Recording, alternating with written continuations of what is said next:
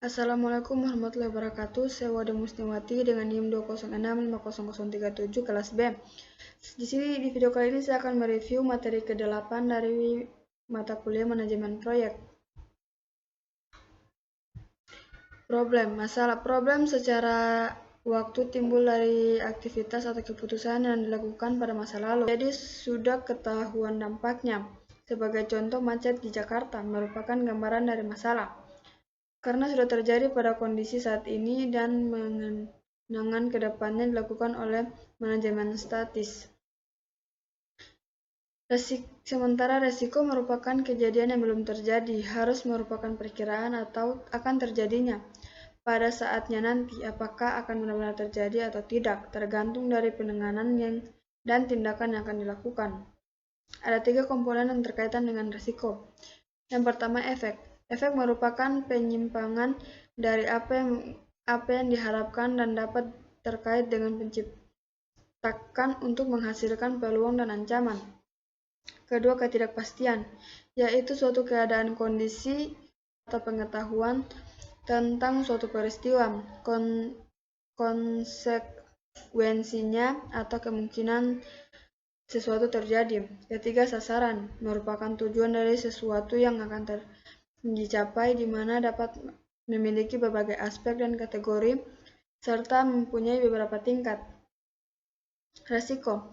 Menurut kamus, resiko adalah kemungkinan kerugian dan kecelakaan.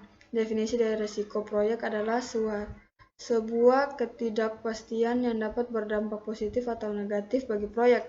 Tujuan dari manajemen resiko adalah untuk meminimalkan potensi risiko negatif sambil memaksimalkan potensi risiko positif.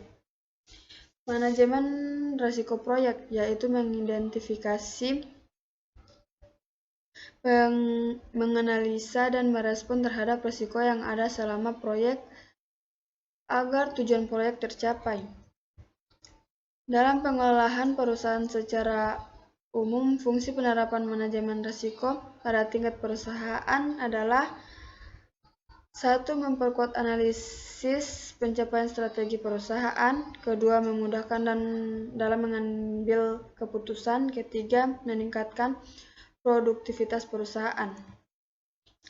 Proses manajemen risiko proyek.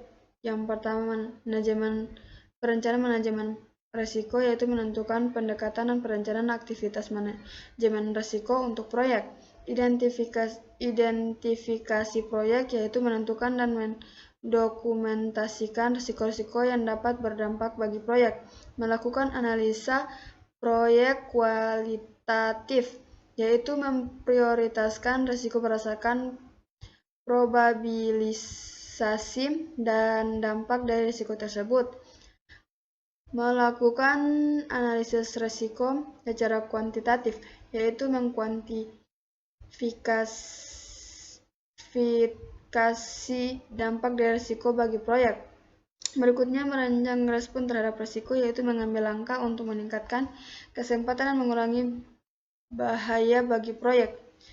Dan yang ke-6, monitoring dan pengendalian risiko, yaitu memonitor risiko teridentifikasi dan risiko residual, mengidentifikasi risiko baru, melakukan rencana manajemen risiko, dan mengevaluasi efektivitas strategi risiko sepanjang proyek. Risiko negatif dan risiko positif. Risiko negatif melibatkan pemahaman terhadap potensi masalah yang mungkin terjadi dalam proyek, dan berbagai risiko tersebut dapat menghambat proyek. Risiko positif adalah risiko yang dihasilkan oleh sesuatu yang baik, kadang disebut peluang atau kesempatan. Strategi risiko positif. Ada X-point strategi, yaitu strategi untuk memastikan bahwa kesempatan risiko positif dapat terrealisasi. Contoh, menugaskan SDM yang lebih berbakat untuk mengurangi waktu penyelesaian untuk menyelesaikan mutu lebih baik dari yang direncanakan.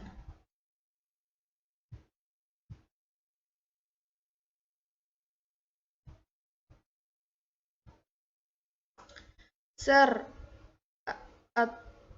alokasi sepemilihan kepada pihak ketiga yang memiliki kemampuan terbaik menangkap peluang manfaat proyek. Contoh spesial program dan Einstein yang memodifikasi ukuran kesempatan dengan meningkatkan peluang atau dampak negatif dengan mengidentifikasi dan memaksimalkan pengendalian kunci dari risiko berdampak positif. Perencanaan manajemen risiko. Output dokumen rencana pengolahan risiko berisi brosur untuk mengelola risiko sepanjang proyek. Isi dokumen manajemen risiko seperti metodologi, daftar jabatan dan tanggung jawab, kategori risiko, dampak dan probabilitas risiko, dan dokumentasi risiko. Ancaman kontingensi. Ancaman kontingensi yaitu aksi yang dilakukan oleh tim proyek apabila sebuah proyek benar-benar terjadi. Public plan yaitu rencana yang dikembangkan untuk risiko yang berdampak sangat tinggi pada keberhasilan proyek. Kategori risiko ada 5 yaitu risiko pasar, risiko finansial, risiko teknologi, risiko manusia, dan risiko proses. Stick breakdown gambaran tingkat kategori risiko dari sebuah proyek digunakan untuk mengidentifikasi dan mengategorikan risiko. Contoh breakdown struktur. Identifikasi risiko yaitu proses memahami potensi kejadian yang dapat menghambat dan membantu sebuah proyek. Alat bantu dan metode untuk identifikasi risiko yaitu brainstorming, DLP, interview, analisis SWOT. Brainstorming yaitu membentuk grup dengan membahas berbagai macam ide dan solusi secara spontan untuk menyelesaikan masalah tertentu.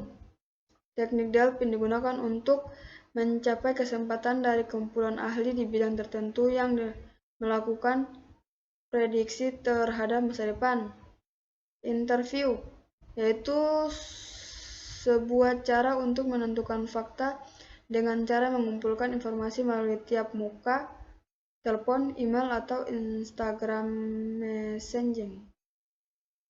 SWOT analisis yaitu analisis SWOT membantu mengidentifikasi risiko positif dan negatif yang terjadi di sebuah proyek.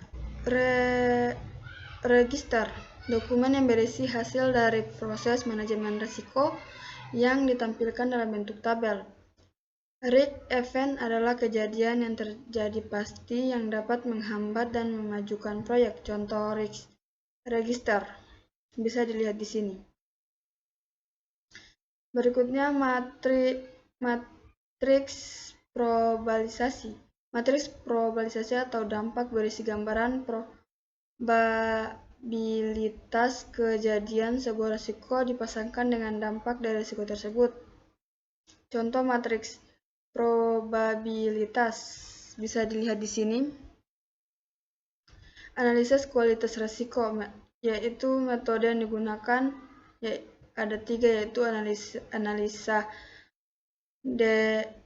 decision tree, simulasi, dan analisa sensitivitas. Decision tree adalah diagram analisis yang membantu dalam memilih sebuah situasi yang hasilnya belum pasti.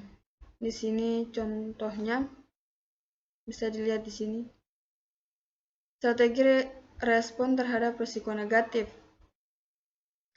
Risk avoidance yaitu mengeliminasi kemungkinan terjadinya risiko. Risk reduction yaitu menerima risiko dengan syarat tertinggi keparahan dari kejadian risiko tersebut lebih rendah daripada tingkat toleransi risiko proyek.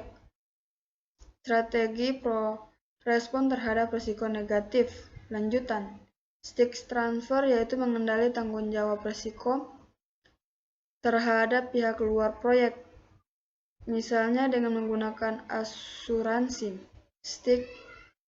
Risk mitigation yaitu usaha untuk mengurangi probabilitas untuk konsekuensi bahaya yang diakibatkan oleh risiko. Strategi respon terhadap risiko positif. Respon risiko memastikan semua hal terhadap dipersiapkan agar proyek positif dapat meningkat. Strategi respon terhadap risiko positif lanjut meningkatkan risiko yaitu usaha yang dapat agar sebuah risiko positif dapat terjadi. Menerima risiko yaitu menerima risiko positif yang sudah terjadi. Mungkin itu saja video yang dapat saya sampaikan. Lebih dan kurangnya mohon dimaafkan. Saya akhiri, wabillahi taufiq wal hidayah. Wassalamualaikum warahmatullahi wabarakatuh.